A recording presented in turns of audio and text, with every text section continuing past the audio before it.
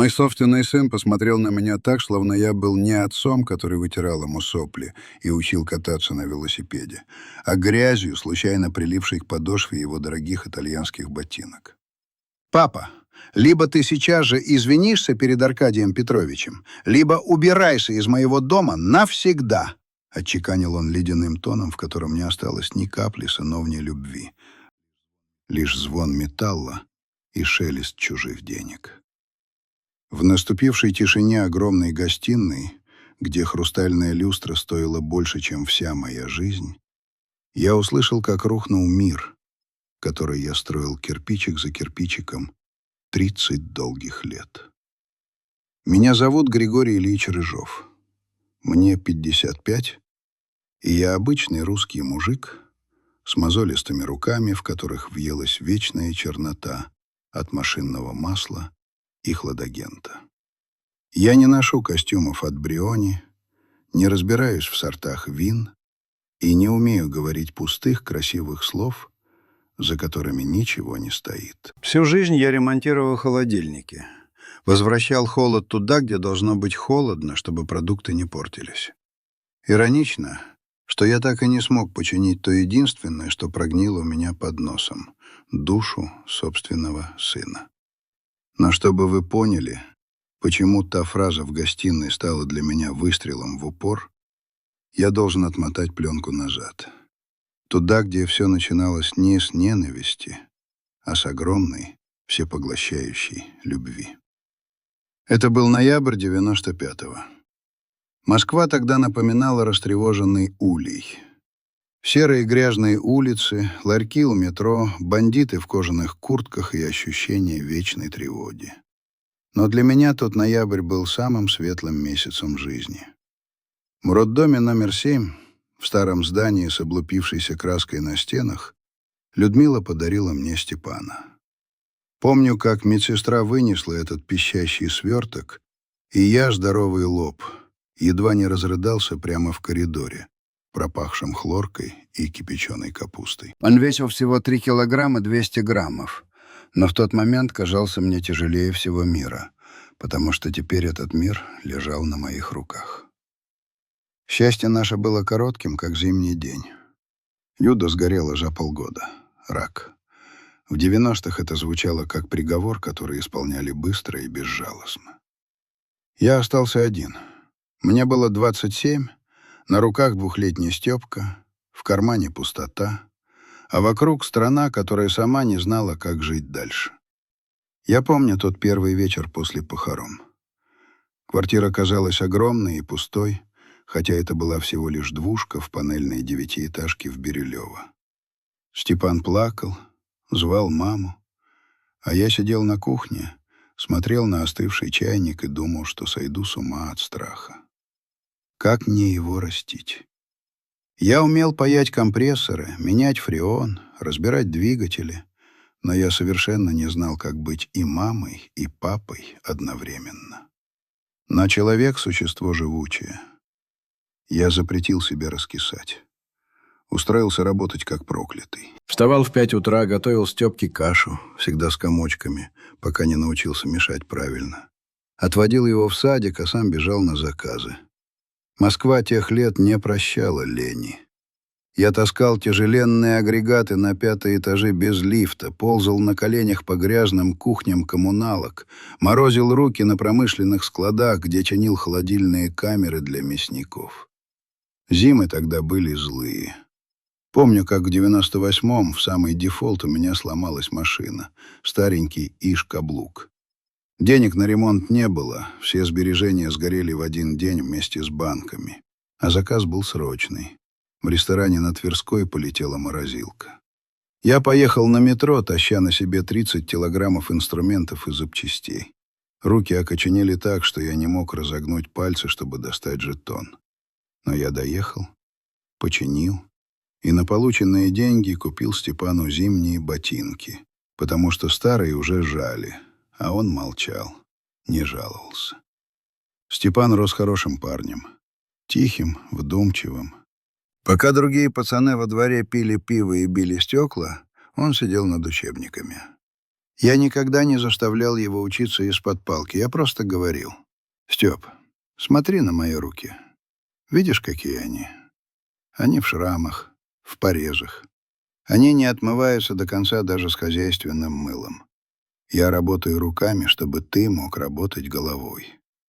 Чтобы ты не ползал, как я, а летал». И он слушал. Он впитывал это, как губка. В школе его хвалили. На родительских собраниях я сидел на задней парте, сжимая в руках кепку, и краснел от гордости, когда классная руководительница Марья Ивановна говорила: «Рыжов у нас светлая голова, ему бы в науку». Я отказывал себе во всем. 10 лет я ходил в одной и той же зимней куртке. Мои ботинки просили каши каждую весну, и я их клеил сам, в гараже, чтобы не тратиться на мастерскую. Зато у Степана был компьютер, первый в классе Pentium, который я купил, продав отцовский гараж. У него были репетиторы по английскому и математике. Мы не ездили в Турцию или Египет, как начинали ездить соседи. Наш отпуск — это рыбалка на оке, палатка, костер и разговоры до утра под звездным небом. «Пап, я обещаю, я поступлю на бюджет», — говорил он мне, в классе в 10, глядя на угли костра. «Я стану инженером, буду строить космические корабли или мосты. Ты будешь мной гордиться». «Я уже тобой горжусь, сынок», — отвечал я, подбрасывая ветки в огонь. «Главное, человеком будь. Деньги придут и уйдут, а совесть, она с тобой навсегда». Он поступил в МГТУ имени Баумана. Сам, на бюджет. Когда мы увидели его фамилию в списках, я впервые за много лет купил бутылку дорогого коньяка. Мы сидели на нашей маленькой кухне, пили чай с тортом «Прага», и я смотрел на него, высокого, умного, с горящими глазами, и думал: «Ну вот, Гриша, не зря все было. Не зря ты спину гнул. Вырастил человека». Студенческие годы пролетели незаметно. Степан учился блестяще. Я продолжал работать, но теперь уже с легким сердцем. Моя миссия подходила к концу. Фундамент был заложен. Я мечтал, как он закончит институт, найдет хорошую работу, встретит простую добрую девушку, и у меня появятся внуки. Я буду водить их в парк Горького, покупать мороженое и рассказывать, какой у них замечательный отец. Я не знал тогда, что фундамент, который я так старательно заливал своей любовью и потом, уже дал трещину. Я не заметил, когда именно взгляд моего сына начал меняться. Когда в нем появилось это легкое, едва уловимое пренебрежение к нашей хрущевке с низкими потолками, к моей старой одежде, моим простым рабочим разговорам. Первый звоночек прозвенел на вручение дипломов. Я пришел в своем единственном выходном костюме, который купил еще на свадьбу с Людой. Он был немного тесноват в плечах и старомоден, но я старательно отпарил его утюгом. Вокруг были другие родители. Многие приехали на дорогих иномарках, в хорошей одежде. Бауманка — вуз серьезный. Там учились дети и простых людей, и больших начальников. Степан вышел с красным дипломом. Он сиял. Я подошел к нему с букетом гвоздик, хотел обнять, но он как-то скованно похлопал меня по плечу и быстро отстранился, оглядываясь по сторонам. «Спасибо, пап», — сказал он быстро. «Слушай, тут ребята в клуб собираются отмечать. Ты не обидишься, если я с тобой домой не поеду?» «Конечно, сынок», — улыбнулся я, пряча укол обиды. «Дело молодое, праздное, ты заслужил». Я поехал домой один. В метро ехал, прижимая к груди ненужный букет гвоздик, и успокаивал себя. Он вырос, Гриша. У него своя жизнь. Не будь эгоистом. Если бы я знал, что это было только начало. В его жизнь уже входила она, Редина. И вместе с ней в нашу жизнь входил мир, где людей оценивают не по чистоте души, а по стоимости часов на запястье. Мир, который пережует моего сына и выплюнет его, оставив от того светлого мальчика лишь пустую оболочку. А меня заставит пройти через ад унижения, чтобы в конце концов я смог снова обрести себя. Но тогда, в вагоне метро, под стук колес, я еще верил, что все будет хорошо. Тот день, когда Степан впервые привел в наш дом Регину, я запомнил навсегда. Это было воскресенье, середина октября. За окном сыпал мелкий колючий дождь, превращая опавшую листву в скользкую бурую кашу. Я с самого утра драил свою двушку в Бирюлево, выбивал пыль из старого ковра на стене, который еще мама покупала в конце 80-х. Чистил пемолюксом вековую ржавчину в ванной, хотя она уже давно стала частью эмали. На кухне в духовке томилась утка с яблоками, мой фирменный рецепт, который я готовил только по большим праздникам. Квартира пахла жареным мясом, старыми книгами и моим волнением. Я надел свою лучшую клетчатую рубашку, пригладил сидеющие виски. Я ждал. Звонок в дверь прозвучал, как выстрел. Я открыл. На пороге стоял мой Степан. Высокий, красивый, в новом пальто. А рядом с ним она. Регина. Первое, что бросилось в глаза, это ее туфли. Бежевые, замшевые, на тонком каблуке. Они выглядели совершенно инородными на грязном резиновом коврике в моем подъезде, где стены были исписаны маркерами, а лампочка мигала, как в фильме ужасов. Она была красива, той холодной, глянцевой красотой, которую видишь на обложках журналов в киосках «Союзпечати». Светлые волосы лежали волосок к волоску, словно ветер не смел их касаться. Шубка, короткая, явно дорогая, блестела в тусклом свете лестничной площадки. «Пап, знакомься, это Регина», — сказал Степан, и в его голосе я уловил незнакомую нотку. Не гордость, нет, напряжение. Словно он боялся, что я что-то сделаю не так. «Здравствуйте, Григорий Ильич», — сказала она. Волос был ровным, вежливым, но абсолютно пустым. Она протянула мне руку в тонкой кожаной перчатке, даже не подумав ее снять. Я пожал эти холодные пальцы своей широкой шершавой ладонью, стараясь не сжать слишком сильно. Они вошли. Регина огляделась. Ее взгляд скользнул по моим обоям в цветочек. По серванту с хрусталем, по старенькому телевизору «Рубин». Это был взгляд не гостя, а оценщика, который пришел описывать имущество должника и с удивлением обнаружил, что описывать нечего. «У вас тут мило», — сказала она. Слово «мило» прозвучало как «бедно». «Проходите, проходите, у меня все готово», — засуетился я, чувствуя себя неуклюжим медведем в собственной берлоге. «Уточка, салатики. Степан говорил, вы грибы любите. Я опят маринованных открыл.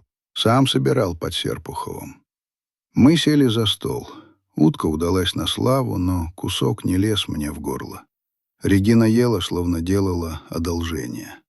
Она брезгливо отодвигала вилкой кусочки жира, морщилась, когда я предлагал добавки.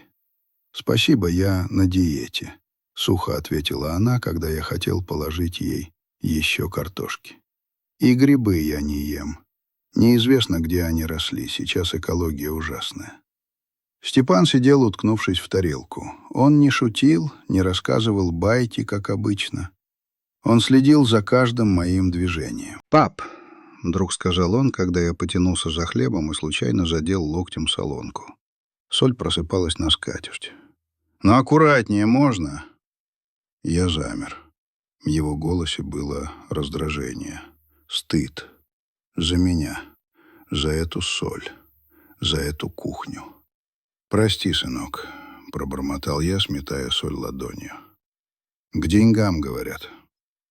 Вечер тянулся мучительно долго. Когда они, наконец, ушли, я вышел на балкон покурить. Внизу у подъезда Степан открывал перед Региной дверь блестящего черного джипа. Я услышал обрывок фразы, который ветер донес до 3-го этажа. «Боже, Степа, как ты мог жить в этой дыре? Там же пахнет старостью и капустой». «Потерпи, малыш, это всего один раз», — ответил мой сын. Я затушил сигарету о перила, хотя никогда так не делал. В ту ночь я долго лежал без сна, глядя в потолок, по которому ползли тени от проезжающих машин. Я чувствовал, как между мной и сыном растет стена. Невидимая, но прочнее бетона. А потом было знакомство с родителями. Ресторан на Патриарших прудах. Я даже название его не запомнил.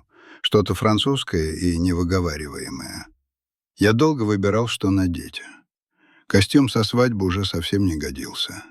Я купил новый пиджак в универмаге «Московский», синий, добротный. Надел белую рубашку. Но когда я вошел в зал, где играла живая музыка, и официанты ходили в белых перчатках, я снова почувствовал себя чужаком. Аркадий Петрович Соловьев встретил меня сидя, он даже не встал. Крупный мужчина с тяжелым взглядом и золотыми часами, которые стоили, наверное, как моя квартира.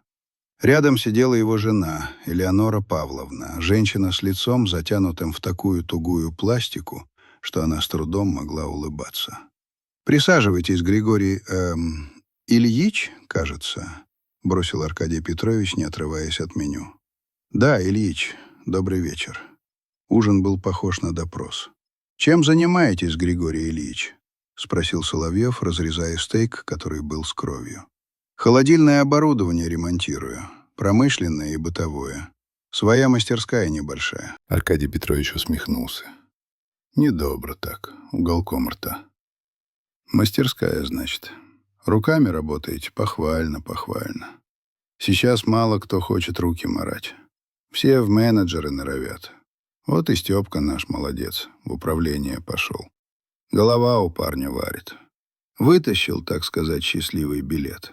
Счастливый билет. Он говорил о моем сыне так, словно Степан был выигрышем в лотерею, а не человеком, который 5 лет пахал в университете. «Степан — талантливый инженер», — твердо сказал я, глядя ему в глаза. «Он всего сам добился».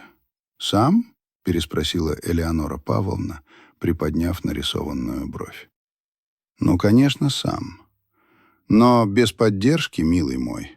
Талант в наше время — это просто слово.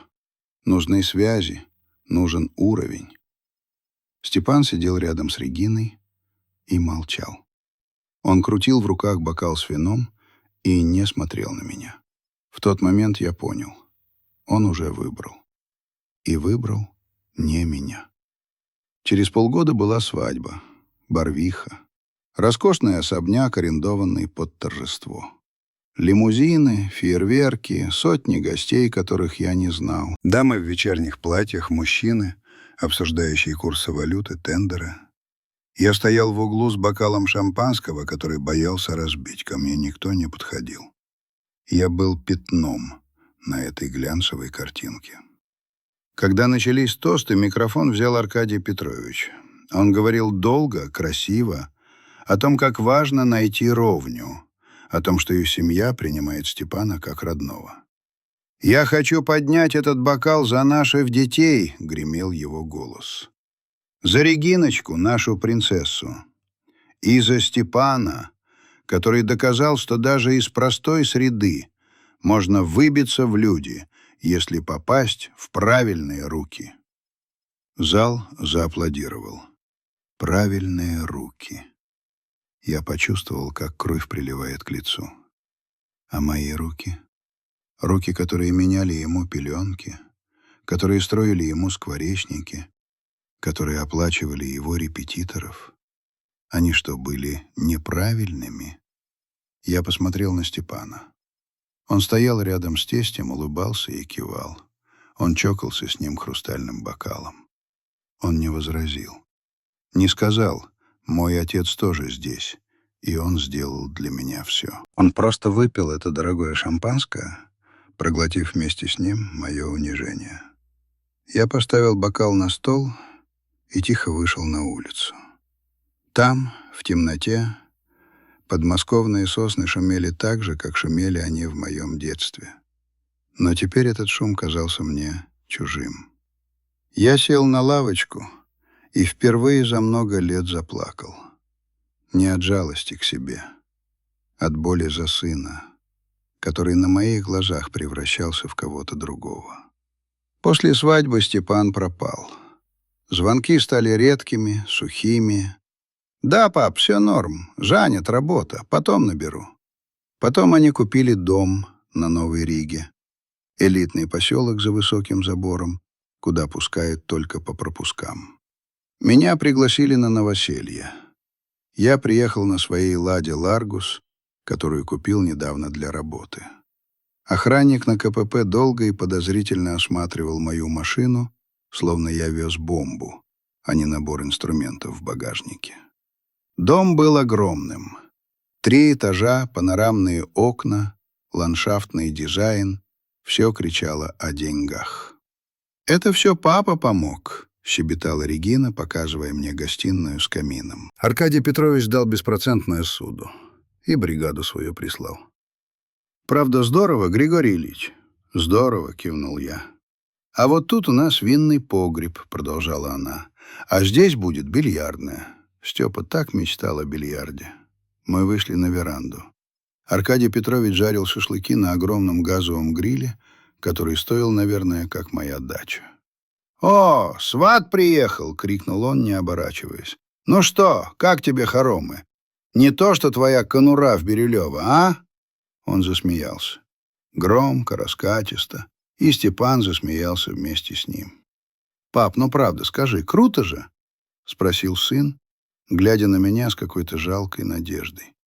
Словно он хотел, чтобы я признал. Вот это жизнь. А то, что было у нас, так, черновик. «Дом хороший», — сказал я тихо. «Главное, чтобы в нем тепло было. Не от батарей, а от людей». Аркадий Петрович хмыкнул.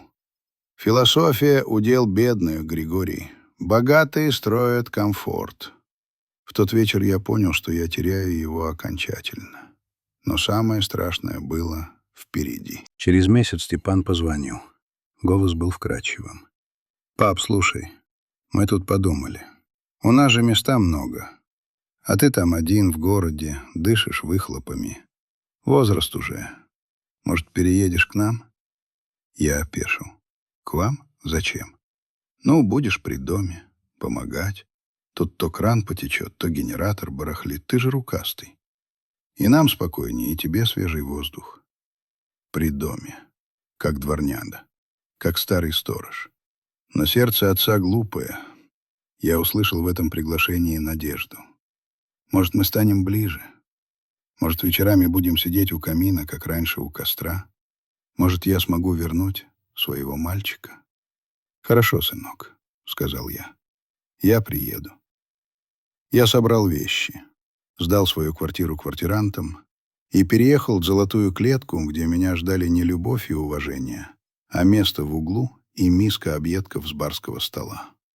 Этот переезд был похож на тихое, ползучее унижение, которое нарастало с каждым днем, как снежный ком в марте. Грязный, липкий и тяжелый. Я помню тот день, когда вывез последние коробки из своей родной двушки в Бирюлево. Квартиранты, молодая пара из Таджикистана, смотрели на меня с уважением и страхом, пока я отдавал им ключи.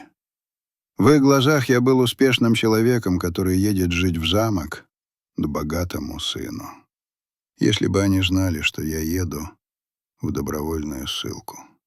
Я погрузил свои немногочисленные пожитки в Ларгус.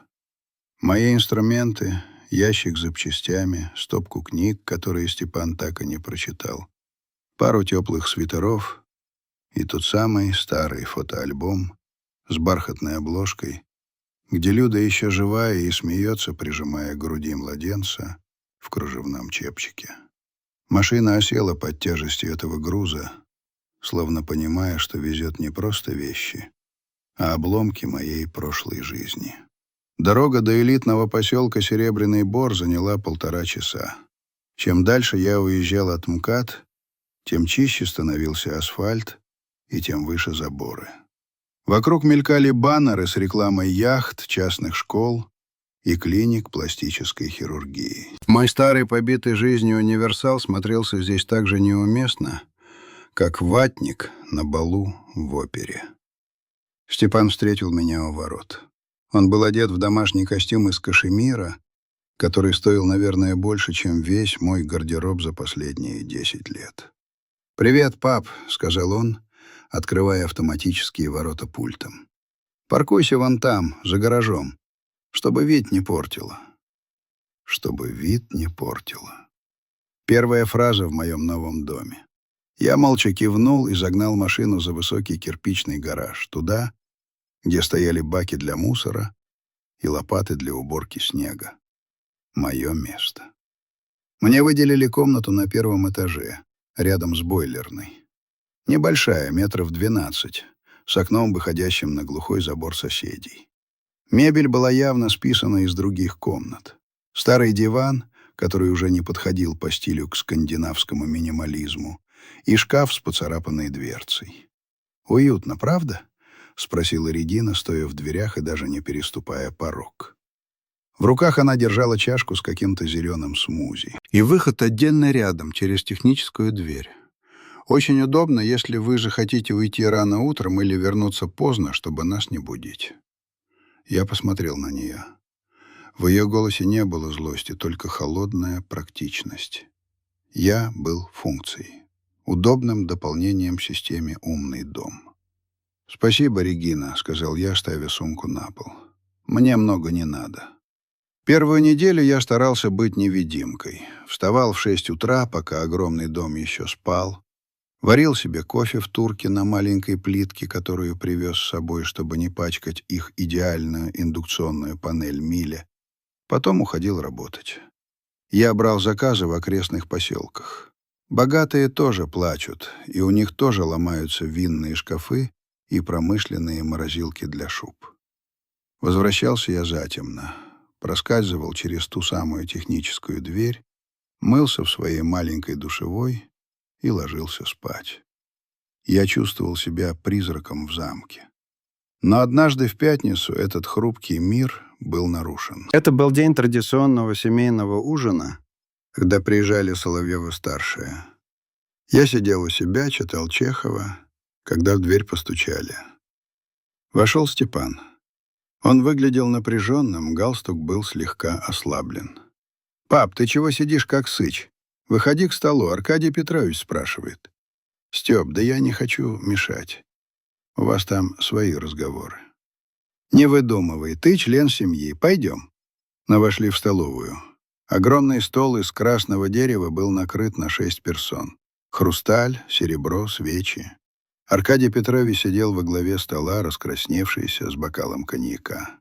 Элеонора Павловна что-то шептала дочери, обе тихо смеялись. «О, явился, не запылился», — громыхнул Аркадий. «Садись, Григорий, а то мы уж думали, ты там в своей каморке мхом порос». Я сел на край стула. Регина поджала губы, но промолчала. Разговор за столом крутился вокруг денег. Тендеры, откаты, новые застройки. Аркадий Петрович смаковал подробности того, как он кинул какого-то подрядчика, не заплатив ему за фундамент. «Лох — это судьба!» — гоготал он, нанизывая на вилку кусок фуагра. «Подписал акт без проверки. Теперь пусть судится хоть до посинения. У меня юристы — звери». Степан смеялся. Мой Степан, которого я учил быть честным, который в детстве принес мне найденный кошелек, чтобы мы нашли владельца. Он смеялся над тем, как его тесть обманул человека. «А ты что молчишь, Григорий?» Вдруг повернулся ко мне Соловьев. «Небось, осуждаешь? У вас, пролетариев, вечно эта мораль нищебродская. Честно заработать, трудом праведным». «Честным трудом спать спокойнее, Аркадий Петрович», — тихо сказал я, глядя в свою тарелку. Повисла пауза. Звонкая, как натянутая струна. «Спокойнее?» — переспросил он, прищурившись. «А ты спал спокойно, когда твой сын в драных кедах в школу ходил? Или когда ты копейки считал до получки? Это ты называешь спокойствием?» У Степана было все необходимое. Мой голос дрогнул, но я заставил себя поднять глаза. И главное, у него был отец, который его любил. «Любовь на хлеб не намажешь», — фыркнула Элеонора Павловна, поправляя бриллиантовое колье. «Если бы не мы, твой Степан так бы и сидел в каком-нибудь НИИ на 30 тысяч рублей.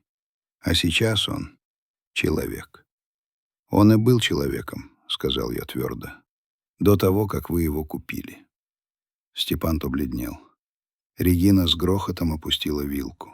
«Папа!» — воскликнул сын. «Прекрати немедленно! Как ты смеешь так разговаривать с людьми, которые дали нам все?» «Я смею, сынок, потому что я дал тебе жизнь, а они дали тебе только ошейник. Золотой, но ошейник». «Вон», — тихо сказал Аркадий Петрович. Его лицо налилось кровью. «Пошел вон из-за моего стола». Я встал. Медленно, с достоинством, хотя колени дрожали. «Приятного аппетита», — сказал я и вышел. В ту ночь я не спал. Я слышал, как за стеной в большой гостиной они продолжали пить и смеяться. Потом слышал, как Степан и Регина ругались в своей спальне наверху. «Твой отец неотесанный мужлан», — визжала она. «Он позорит нас». «Он просто старый человек, он не понимает», — оправдывался Степан. «Пусть сидит в своей норе и не высовывается, или я вышвырну его на улицу». На следующее утро началась моя жизнь приживалы в полной мере. Регина установила новые правила. «Григорий Ильич», — сказала она мне за завтраком, даже не глядя в мою сторону. Она листала ленту Инстаграма в телефоне. «В пятницу у нас важные гости, партнеры Аркадия Петровича. Просьба, не выходите из своей комнаты после 6 вечера. И машину уберите с участка совсем. Поставьте где-нибудь на гостевой парковке за воротами поселка». «За воротами?» — переспросил я. «Это же 1,5 километра пешком». «Ну вот и прогуляетесь. Для сердца полезно. И еще. Постарайтесь не готовить на своей плитке, когда у нас гости. Запах дешевого кофе разносится по всему дому. Это моветон». Я молча проглотил этот ком в горле. Я убрал машину. В тот вечер, возвращаясь с работы пешком под мокрым снегом, я поскользнулся и упал в грязь. Встал, отряхнул брюки и побрел дальше, чувствуя, как ледяная жижа просачивается сквозь ткань.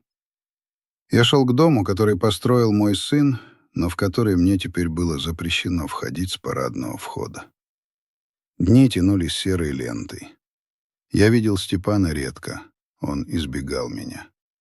Если мы сталкивались на кухне, он отводил глаза, бурчал что-то невнятное и убегал.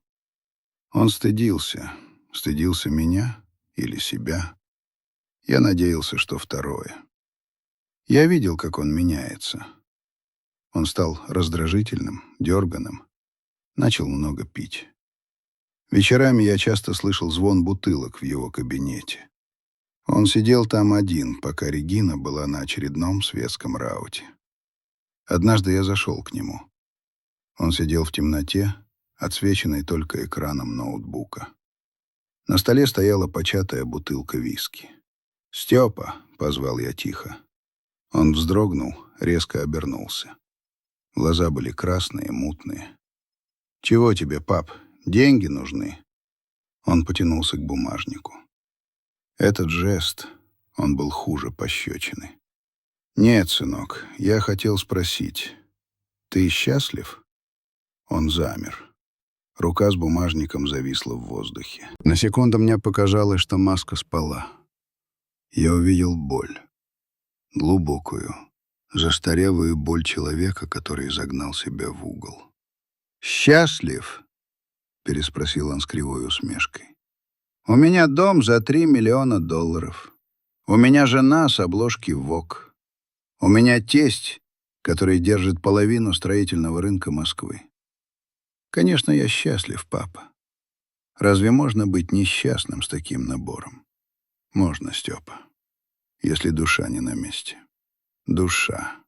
Он швырнул бумажник на стол. «Душа — это для бедных, пап, чтобы им было чем оправдать свою нищету. Иди спать. Пожалуйста». Я ушел, но я понял. Плотина вот-вот прорвется. Напряжение в этом доме достигло критической точки, и взрыв был неизбежен. Переезд не стал началом новой жизни. Он стал началом медленной смерти. Смерти не физической, а душевной. Дом на Новой Риге, который должен был стать нашей крепостью, превратился в позолоченный аквариум, где за каждым движением рыб наблюдали через толстое, искажающее реальность стекло. Первые недели в особняке тянулись вязко, как загустевший мед. Я пытался найти себе место, но каждый раз натыкался на невидимые барьеры. «Сюда не ходите, Григорий Ильич, здесь у Редины йога. В гараж не заходите, там охрана. В саду не копайте, у нас ландшафтный дизайнер работает». Моим уделом стала комната у бойлерной и узкая тропинка к калитке. Я помню один вечер, когда тоска стала невыносимой. За окном бушевала февральская метель. Ветер выл в каминных трубах, швырял горсти снега в панорамные окна. Дом гудел, как огромный корабль в шторм. Я сидел в своей каморке, слушал этот гул и перебирал старые фотографии. Вот Степка в 1 классе с огромным букетом астр, который закрывает его до самых глаз. Вот мы на рыбалке, он держит своего первого окуня, лицо перемазано сажей от костра, но такое счастливое. В дверь постучали. Тихо, почти не слышно. Я открыл. На пороге стоял Степан. Он был пьян.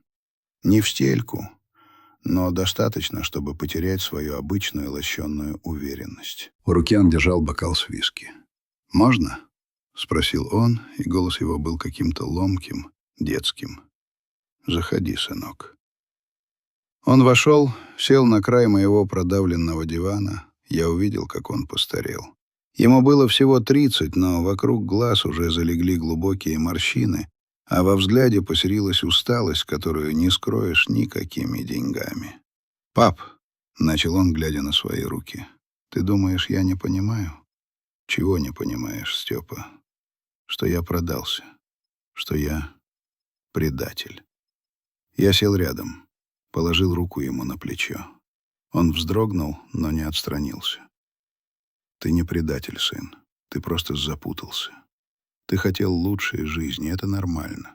«Нет, это не нормально». Он резко поднял голову, и я увидел слезы в его глазах. «Это не жизнь, папа, это цирк. Я как дрессированная обезьянка. Аркадий дергает за ниточки, Регина аплодирует, а я пляшу. Я инженер, папа. Я хотел строить мосты, а вместо этого я подписываю липовые акты приемки и договариваюсь с пожарными инспекторами за взятки». Он закрыл лицо руками. Плечи его тряслись. Я молчал. Что я мог сказать? Что я предупреждал? Это было бы жестоко. «Так уйди», — сказал я тихо. «Уйди, пока не поздно. Мы справимся. У меня есть руки. У тебя есть голова. Начнем с нуля». Он поднял на меня взгляд полный ужаса. «Уйти? Куда, папа? В Бирюлево? В твою двушку? Ты не понимаешь. Я уже не могу без этого». Он обвел рукой комнату, словно показывая на весь этот огромный давящий дом. «Я привык к хорошему виски, к мягкой постели, к уважению в ресторанах. Я слабак, папа. Я не ты. Я не смогу жрать макароны и ходить в штопанных носках». В этот момент я понял страшную вещь. Мой сын не был жертвой. Он был соучастником. Он ненавидел свою золотую клетку, но любил золото, из которого она была сделана, больше, чем свободу. А потом наступил март, и вместе с оттепелью пришло то самое воскресенье, которое разделило нашу жизнь на «до» и «после». В тот день Соловьевы приехали раньше обычного. Аркадий Петрович был в ударе. Он только что закрыл крупную сделку. Какой-то торговый центр на месте исторической застройки. Он расхаживал по гостиной сигарой, стряхивая пепел прямо на персидский ковер, зная, что прислуга все уберет. «Вот так делаются дела, Григорий», — вещал он, тыча сигарой в мою сторону.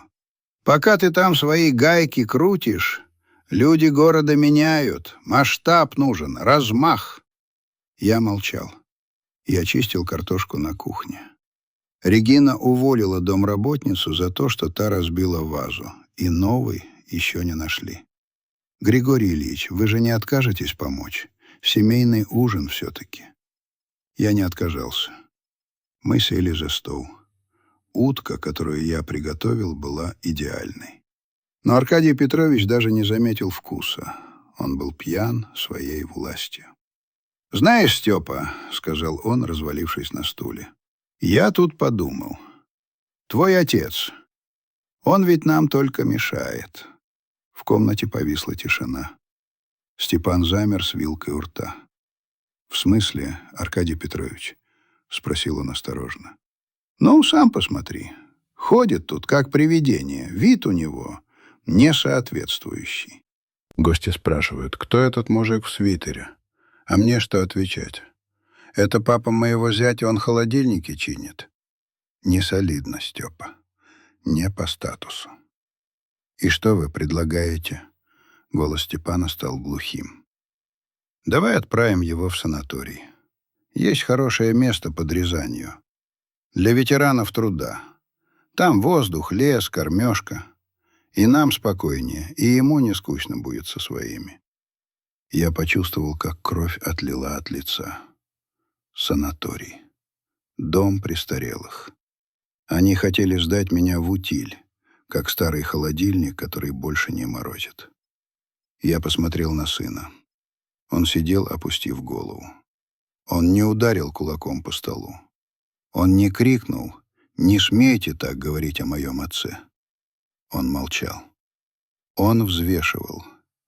Взвешивал мой комфорт против своего статуса. Мою жизнь против одобрения тестя.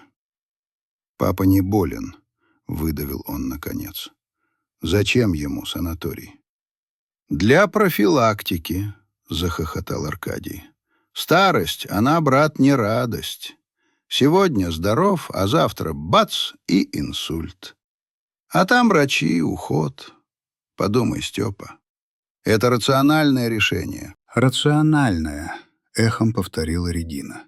«Степ, ну правда. Папе там будет лучше, здесь он одинок, а там общество». Я медленно положил салфетку на стол. Внутри меня что-то оборвалось.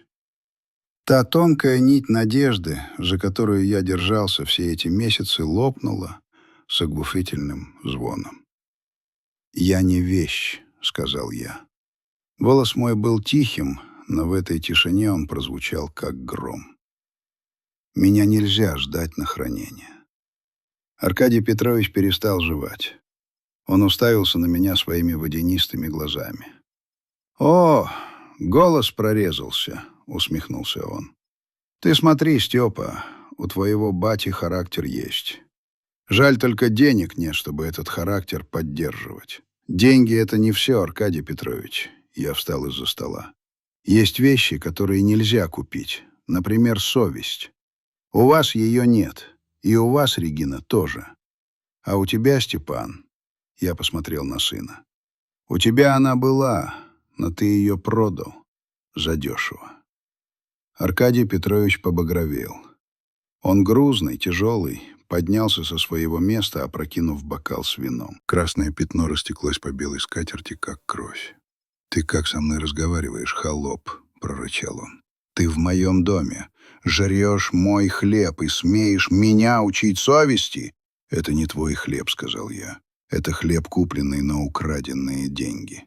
Он комом в горле встанет». «Вон!» — заорал Соловьев. «Вон отсюда, Степа! Вышвырни его!» Степан вскочил. Он был бледен, как полотно. Он метался взглядом между мной и тестем. «Папа, извинись», — прошептал он. «Пожалуйста, извинись перед Аркадием Петровичем. Ты не прав. Ты перегнул». «Я?» Я смотрел на сына и не узнавал его. «Я должен извиниться за правду?» «Это неправда!» — крикнул Степан. «Это твоя зависть. Ты просто завидуешь, что я смог, а ты нет. Извинись. Или уходи». И вот мы вернулись к тому, с чего начали. К той самой точке невозврата. Я стоял посреди роскошной столовой. Вокруг были враги, и среди них мой сын. Человек, которому я отдал 30 лет жизни. Человек, ради которого я не спал ночами, ради которого гробил здоровье. Он стоял и требовал, чтобы я унизился, лишь бы сохранить его покой и благополучие. Я посмотрел на него долгим, внимательным взглядом. Я запоминал его лицо, каждую черточку, потому что я знал, я вижу его в последний раз. Того Степана, которого я любил, больше нет. Он умер в этой комнате, задушенный страхом и жадностью. «Я уйду», — сказал я. «Но запомни, сынок, когда ты останешься один, а ты останешься, поверь мне, не ищи меня в том, кого ты сейчас предал. Ищи меня в себе, если там еще что-то осталось». Я развернулся и пошел к двери. «И сумку свою забери!» — крикнула мне в спину Регина. Я не ответил. Я прошел в свою комнату у бойлерной. Собрал свои нехитрые пожитки за 5 минут. Фотоальбом, свитера, книги, инструменты. Я вышел через ту самую техническую дверь, через которую меня заставляли ходить как прислугу. На улице было холодно. Март обманчив. Днем таяло, а ночью ударил мороз. Дорога покрылась ледяной коркой. Я шел к воротам поселка пешком, таща тяжелую сумку, потому что такси сюда не пускали без пропуска. А просить Степана открыть ворота я не стал. Я перелез через забор в дальнем углу, где знал лаз. Строители оставили дыру в сетке. Я шел по ночному шоссе, глядя на звезды. Они были такими же яркими, как в тот ноябрь 95-го, когда я нес Степана из роддома. Только теперь мои руки были пусты. Но душа была полна странного, звенящего покоя. Я был свободен. Свободен от лжи, свободен от унижения. Я снова был Григорием Ильичем Рыжовым, мастером, отцом, человеком. А за спиной, в сияющем огнями особняке, начинался пир во время чумы, который очень скоро должен был закончиться страшным похмельем. Тишина в моей старой квартире в Бирилево была не просто отсутствием звука. Это была плотная, пыльная субстанция, которая давила на уши. Я вернулся в свой дом как беглец. Квартиранты, узнав, что я въезжаю обратно, съехали быстро, но после них остался чужой запах, смесь дешевого освежителя воздуха и незнакомых специй. Первые 3 дня я не выходил из квартиры. Я сидел в кресле, том самом, где когда-то укачивал маленького Степана, и смотрел на пятно на обоях, напоминающее карту какой-то несуществующей страны. Я пытался понять, где я ошибся. В какой момент я пропустил тот поворот, который привел моего сына к предательству? Может, когда купил ему первый компьютер вместо удочки? Или когда сказал «не лезь в драку, будь умнее», вместо того, чтобы научить давать сдачи? В моей голове крутилась одна и та же сцена. Лицо Степана, искаженное страхом, и его шепот «извинись». Этот шепот был громче крика. Он звучал у меня в ушах, когда я пытался уснуть и когда я варил себе пустой гречневый суп. Мой телефон звонил. 1, 2, 10. На экране высвечивалось «сынок». Я смотрел на это слово, и оно казалось мне насмешкой. Я не брал трубку. Не из гордости, из страха. Я боялся услышать новое оправдание. Я боялся, что он снова начнет говорить голосом Аркадия Петровича. А еще я боялся, что прощу его слишком быстро, не дав ему шанса понять, что он натворил. На 4-й день я проснулся от того, что солнечный луч ударил мне прямо в глаза. Окно было грязным, покрытым серым налетом городской копоти. Я подошел, провел пальцем по стеклу, оставляя чистую полосу. И вдруг меня пронзила злость. Жгучая, горячая злость на самого себя. «Хватит, Гриша», — сказал я вслух своему отражению в оконном стекле. «Хватит себя жалеть. Ты не умер. Руки-ноги целы, голова на месте. А сына у тебя пока нет, но может еще родиться заново». Я начал с уборки. Я выдраил квартиру так, как не драил ее перед приездом Регины. Я выкинул старый ковер со стены. Я переклеил обои на кухне, купил самые простые, светло-бежевые, чтобы было светлее. Потом я пошел в свою мастерскую. Она была в гаражном кооперативе, в 10 минутах ходьбы. Замок заржавел, пришлось повозиться с ВД-40. Когда я открыл ворота, меня встретил запах металла, масла и холода. Мой запах. Я провел рукой по верстаку. Инструменты лежали так, как я их оставил полгода назад. Они ждали. В тот же день я распечатал на старом принтере объявление: «Ремонт холодильников. Быстро, качественно. Мастер Григорий». И пошел клеить их по подъездам. Мне было 55 лет. У меня болела спина, ныли суставы на погоду. Но я снова был нужен. Заказы пошли не сразу. Сначала звонили бабушки, у которых морозилка шумит, как трактор. Я брал с них копейки, иногда чинил за банку соленых огурцов или просто за спасибо. Мне нужно было не столько заработать, сколько заглушить тишину внутри. Но однажды мне позвонил владелец небольшого мясного цеха. «Слушай, мужик», — сказал он хриплым голосом, — «мне тут дали твой телефон. У меня камера встала, 500 тонн мяса пропадает. Официалы выставили счет такой, что мне проще закрыться. Сможешь глянуть?» Я приехал. Камера была старая, немецкая, еще из 90-х. Компрессор клинил, автоматика сгорела. Я провозился с ней 2 суток. Не спал, пил только крепкий чай из термоса. Руки были сбиты в кровь, лицо черное от копоти, пришлось паять горелкой. Но я ее запустил. Когда мотор ровно загудел, хозяин цеха, армянин по имени Ашот, обнял меня как родного. «Ты волшебник, Григорий Джан!» — кричал он. «Ты мне бизнес спас!» Он заплатил мне в 2 раза больше, чем мы договаривались. И еще нагрузил полный багажник мяса. В тот вечер я жарил стейки на своей маленькой кухне. Один. Но мясо было вкусным. Вкусным, потому что я его заработал. Не унижением, не молчанием, а своим трудом. Прошло 2 месяца. Апрель сменился маем. Деревья за окном покрылись нежной зеленью. Жизнь входила в колею. У меня появился помощник. Виталик. Паренек из соседнего подъезда. Детдомовец. Толковый, молчаливый, с глазами волчонка.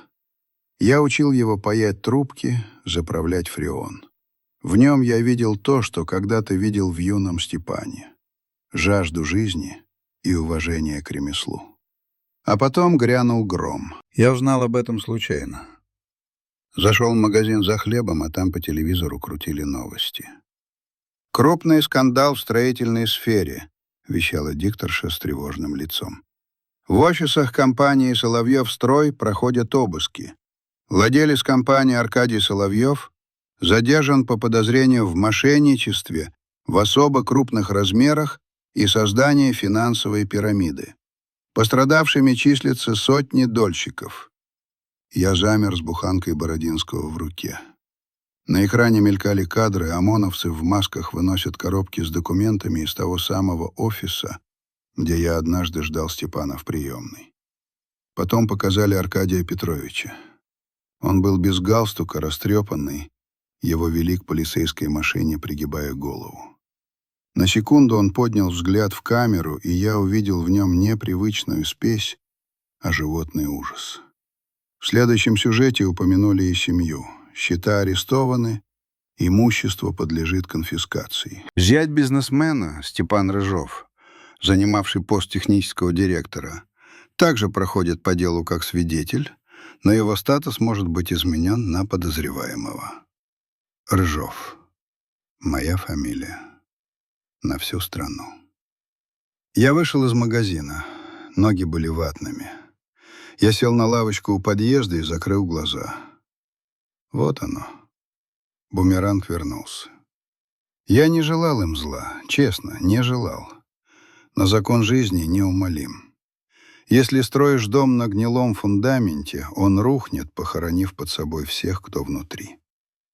В тот вечер Степан позвонил снова. Впервые за 2 месяца я снял трубку. «Папа». Его голос был не просто тихим, он был мертвым. «Папа, мне конец». «Я видел новости», — сказал я ровно. «Они забрали все. Дом опечатали сегодня утром. Машину забрали на штрафстоянку, как вещдок. Регина уехала к матери в Питер. Она сказала, что я неудачник, что я не смог их защитить. Она подает на развод. Я слышал, как он дышит. Тяжело, с хрипом. «Папа, мне некуда идти. У меня в кармане 2000 рублей. Карты заблокированы. Я сейчас на вокзале. Пап, можно я приеду?» Молчание. Долгое, тягучее молчание. Сердце рвалось сказать: «Приезжай, сынок, я сварю суп, я постелю тебе чистое белье, мы все решим». Это говорил во мне отец, который помнил маленького мальчика с разбитой коленкой. Но потом я вспомнил его лицо в гостиной. «Извинись». И я понял, если я сейчас его приму, если я снова подстелю соломку, он ничему не научится. Он так и останется тем, кто прячется за чужими спинами. Я должен был стать жестоким, чтобы спасти его. Как хирург, который режет по-живому, чтобы вырезать гангрену. «Нет, Степан», — сказал я. «Что?» Он не поверил. «Папа, ты не понял. Я на улице, мне негде спать. Ты взрослый мужик, Степан. Тебе 30 лет. У тебя есть руки, ноги и голова. Москва большая, работы много. Папа, ты что, мстишь мне?» В его голосе прорезалась истерика. «За то, что я тогда сказал? Да, я был неправ, прости. Я прошу прощения. Ну что, доволен?» «Дело не вместе», — ответил я, глядя на темнеющее небо. «И не в словах». «Слова дешево, Степа. Ты это доказал. Ты променял отца на кошелек. Теперь кошелька нет. А отец? Отец есть. Но он не прислуга, чтобы подавать тебе чистые полотенца, когда ты извалялся в грязи». «И что мне делать?» — закричал он. «Сдохнуть под забором?» «Жить. Начни жить своей жизнью, Степан. Не жизнью Регины. Не жизнью Аркадия. Не моей жизнью. Своей. Сними койку в хостеле. Устройся грузчиком, курьером, дворником. Почувствуй цену куску хлеба. Когда поймешь, приходи. Я налью чаю». «Я ненавижу тебя», — выплюнул он и бросил трубку. Я сидел на кухне, слушал гудки. По моему лицу текли слезы. Горячие, соленые. Я любил его больше жизни, и именно поэтому я только что выгнал его на улицу. Это был самый страшный поступок в моей жизни. И самый правильный. Часть 6. Чистилище. Для Степана начался ад. Я не знал подробностей, я узнал их позже, гораздо позже.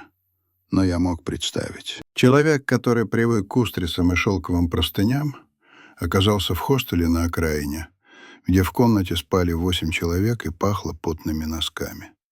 Человек, который управлял миллионными контрактами, стоял в очереди за бесплатным супом для бездомных, потому что гордость не позволяла ему просить милостыню, а на работу его не брали.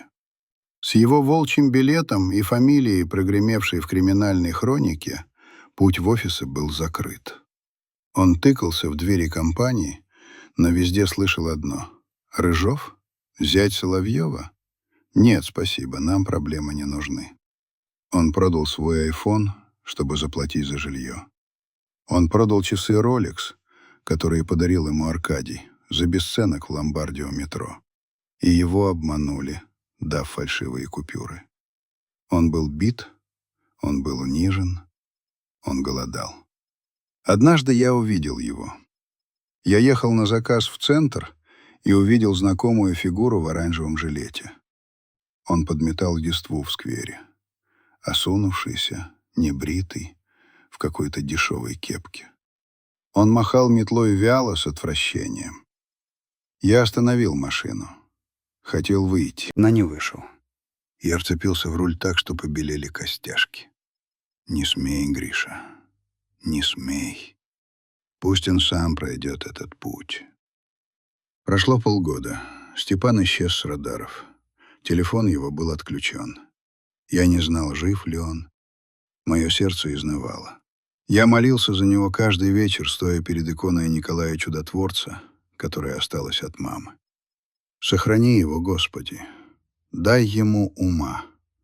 Не дай ему пропасть». И вот наступил ноябрь. Снова ноябрь, как тогда, в 95-м. Я сидел в мастерской, перебирал двигатель. Виталик, мой помощник, ушел домой. На улице шел первый снег. Крупный, мокрый, лепящий глаза. Дверь скрипнула. Я не обернулся, думал, Виталик что-то забыл. «Закрой плотнее, дует», — буркнул я. «Привет, папа». Я выронил отвертку. Она звякнула об бетонный пол. Я медленно повернулся. У дверей стоял Степан. Он изменился. Боже, как он изменился! Это был не тот лощеный мажор из особняка и не тот жалкий бродяга с метлой. Он был худой, но жилистый. На нем была простая куртка из масс-маркета, джинсы, крепкие ботинки, волосы коротко острижены. Но главное — глаза. В них больше не было той мутной пелены высокомерия. В них была ясность и спокойствие. Спокойствие человека, который прошел через огонь и выжил. «Можно войти?» — спросил он. «Это моя мастерская», — ответил я, вытирая руки ветошью. «Сюда вход свободный». Он прошел, огляделся, провел пальцем по верстаку. «Пахнет маслом», — улыбнулся он. Я забыл этот запах. В детстве он мне нравился. «Зачем пришел?» — спросил я, стараясь, чтобы голос не дрожал. «Отдать долг». Он полез в карман и достал конверт. Положил его на стол. «Что это?» «Это деньги. За те месяцы, что я жил у тебя. За еду, за коммуналку и за моральный ущерб, если так можно сказать». Я посмотрел на конверт, потом на него. «Откуда?» «Заработал. Я работаю на складе комплектовщиком. Смена 12 часов. Тяжело, но платят честно. Снял комнату в коммуналке. Соседка-бабушка кормит меня пирожками». Он говорил просто, без пафоса. «Я многое понял, пап. Там, на дне. Я понял, что ты был прав. Все эти костюмы, машины, статусы — это пыль. Когда у тебя отбирают все, остается только то, что у тебя внутри. У меня внутри оказалось пусто и гнило». Он помолчал. «Я восстанавливаю себя, папа. По кирпичику. Как ты когда-то строил свою жизнь. Я поступил на заочку, хочу переучиться. Не на менеджера, на инженера-конструктора. Хочу делать вещи настоящие». Я слушал его и чувствовал, как лед внутри меня тает. Тот самый лед, который сковал мое сердце полгода назад. «А Регина?» — спросил я. «Развелись. Она нашла себе нового папика в Питере. Мне все равно. Пусть будет счастлива, если сможет». Он сделал шаг ко мне. «Папа, я не прошу меня простить. Я знаю, что такое не прощают так просто. Я просто хотел сказать, что я горжусь тобой. Ты настоящий мужик. Ты не прогнулся. И спасибо тебе. Спасибо, что выгнал меня тогда. Если бы не это, я бы сдох. Или стал бы таким же, как Аркадий». Он развернулся, чтобы уйти. «Степан!» — окликнул я его. Он остановился у двери. «Чай будешь? У меня с бергамотом. И бутерброды с колбасой». Он обернулся, Его губы дрогнули в улыбке, робкой, неуверенной, но настоящей. «Буду, пап. Очень хочу чая». Мы сидели в мастерской на старом диване, пили чай из железных кружек. За окном валил снег, засыпая грязный город белым покрывалом. Мы говорили не о деньгах, не о политике. Мы говорили о рыбалке, о том, как правильно паять медь, о том, что зима будет холодной. Я смотрел на сына и видел. Шрам останется у нас обоих. Но рана затянулась. Мы выжили. И мы снова были вместе. Два мужика. Отец и сын, которые знают цену хлебу, слову и достоинству.